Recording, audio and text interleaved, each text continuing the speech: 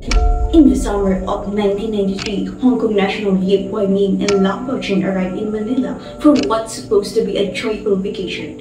Engaged to be married, they look forward to exploring the sights of the Philippines. However, their dream vacation turned into nightmare. On July 11, 1993, Lam Po Chin was found brutally beaten and strangled to death in their hotel room. Accused of the murder was Yip Wai Ming, Lam Po Chin's fiancé. The prosecution alleged that Yip Wai Ming was touring Metro Manila with Filipino welcomers while Lam Po Chin was left in the hotel room, claiming she had a headache and wasn't feeling well enough to join the tour. On July 10, 1993, around 7 p.m., Yip Wai Ming and his fiancée Lam Po Chin checked into Park Hotel. The room boy on duty, Angel Gonzaga, assisted them to their second-floor room 210. Sir, do you have anything? We don't need any room service. We don't want it. Especially no food deliveries. Okay, sir. If you need anything, just call us. Thank you. We'll just be in our room. Okay, sir. Hi, Gwen. We just arrived at the Park Hotel. Thanks for the bike. We need to down to Manila Bay.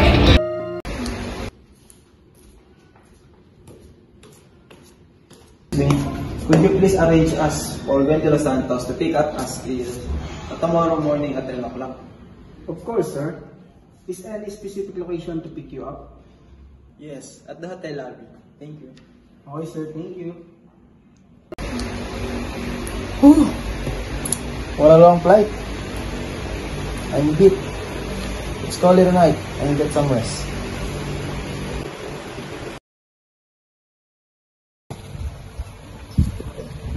I think Gwen is calling. I think they're here. Let's go down there and meet them.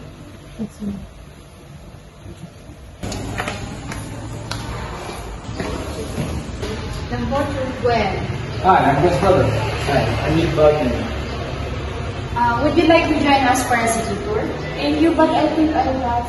It's too hot and I have a headache. I just want to know.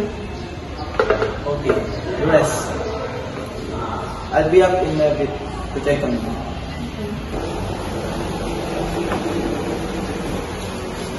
I asked the front desk to get you some headache medicine. Try to get some rest, okay? Let's go!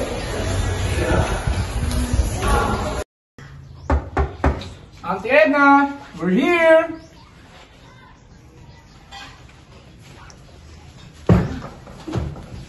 Nice to meet you, Ming. Come, make yourself at home. Let's eat dinner.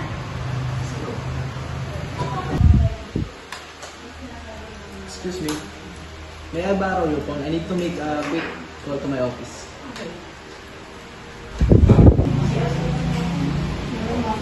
Why isn't she answering?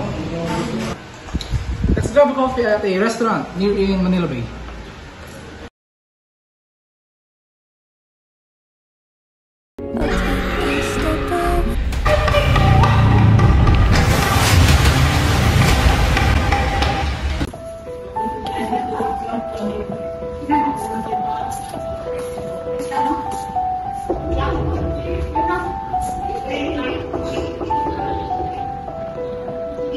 Jun? Are you in there?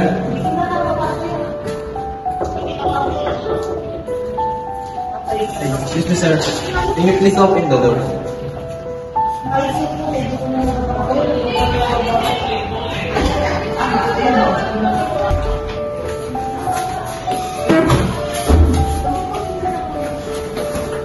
Lam Po Chin! Wake up! Lam Po Chin! Wake up! Please! Wake up! Please! Hey, please, call a doctor. Hurry! Okay, sir. Please! Please, wake up! Please! Please! Please! Okay, let me check first. She's gone. I'm sorry. No. I need to stay here. You need to leave the room now. Come on.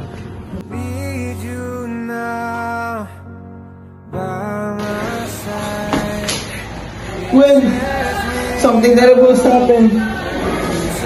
Ma'am Fortune, she's gone. What? We're on our way.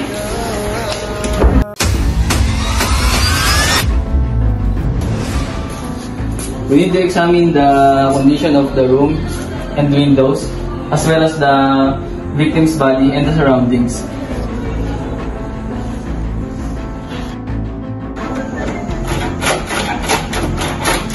No sign of forcible entry. It appears no one could enter from outside except with the key.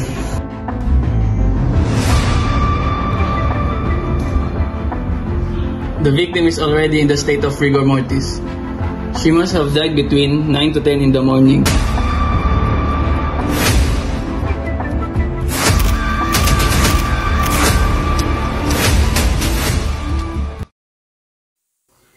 Yip Wai-ming, a customer relations officer at Wall Motors Company in Kowloon, Hong Kong, met Lam Po-chin at a party in 1991. What started as a courtship blossomed into a loving relationship. The couple both sports-minded and adventurous. They traveled together toured China and Macau, and in April 1993, they decided to get married, with their wedding set for August 29, 1993.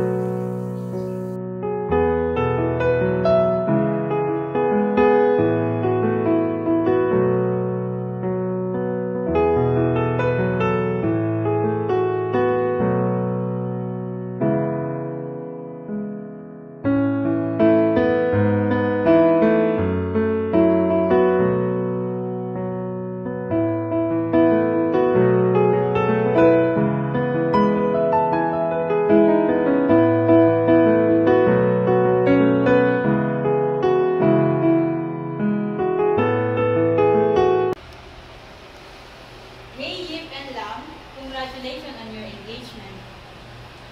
Have you and your fiancé thought about your ceremony? Thanks, Tessie. We're thinking about it. Any suggestions? Why not come to the Philippines? It's beautiful. And I have some friends in Manila who would like to show the around. Ulit nga yun.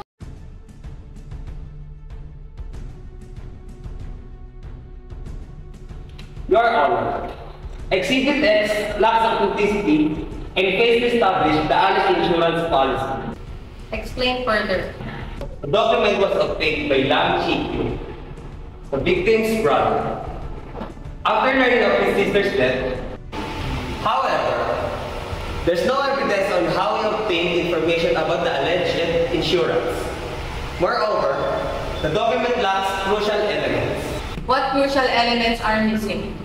Firstly, there's no signature of indicating of the victim applied insurance. Secondly, the name Apple Lam appears on the form, not Lam Po-chun, which is highly unusual for insurance application. Was there any attempt to verify the authenticity of the handwriting? No, Your Honor.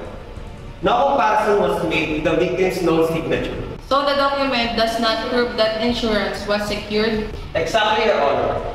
Anyone could have filled out the form. There's no evidence of approval, premium payments, or insurance of the insurance policy. The motive that the trial court relied upon simply doesn't hold. Thank you, counsel. This changes the entire narrative of the case. Your Honor, the court cited accused appellant's testimony from September 22, 1992. But Yip Wai-ming doesn't even testify on that day.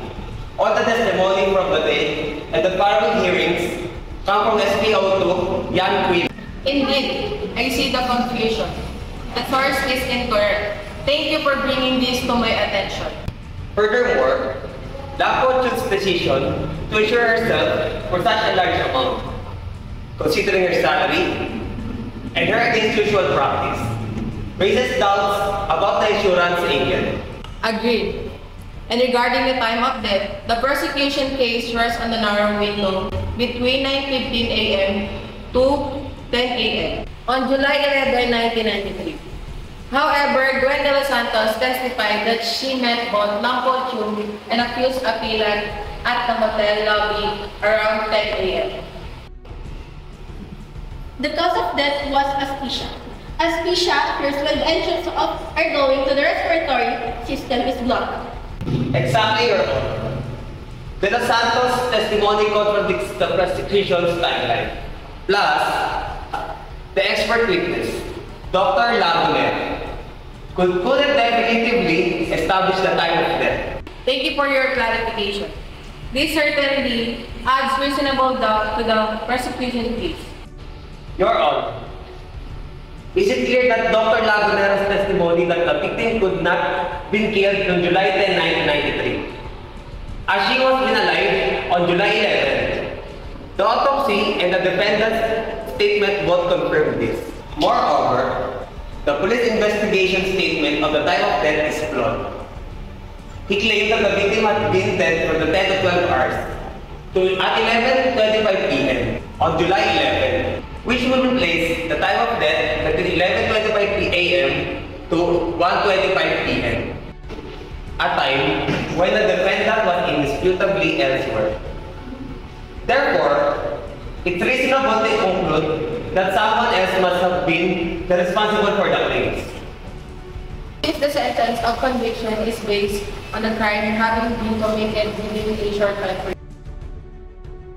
I was so sure of my lead that I didn't follow any other possibilities.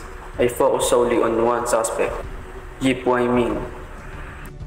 Detective Yan Healing pressured me to change my testimony almost daily.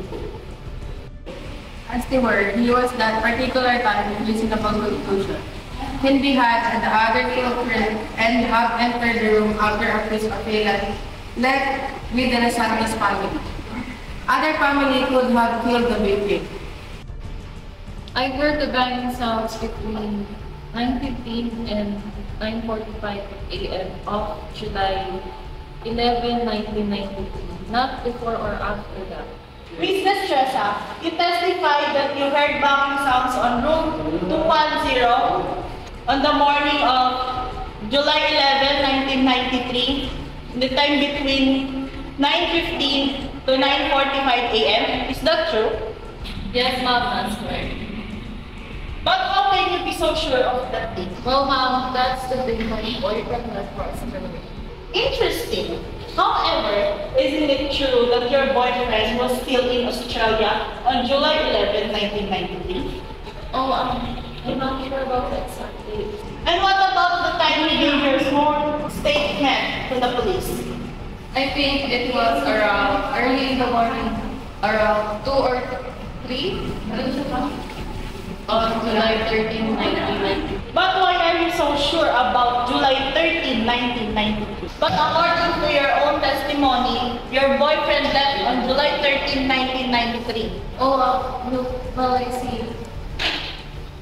Furthermore, Your Honor, Ms. Tressa claims to have heard an argument between a man and a woman on the evening of July 11, 1993. But by then, the victim was already dead. It seems there are significant inconsistencies in the witness testimony.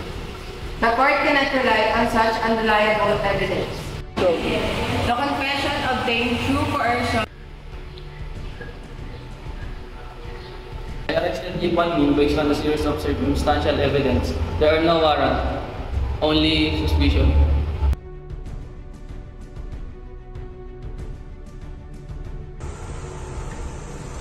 They beat me.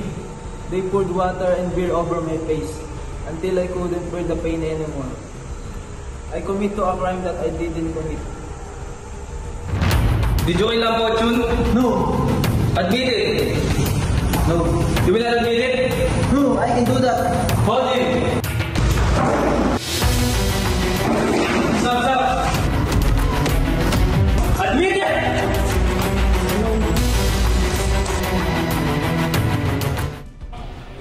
The confession obtained through coercion is inadmissible. The circumstantial evidence is not credible and unproven. The pursuit of justice should not come at the cost of truth. Yip Wai Ming is acquitted on grounds of reasonable doubt.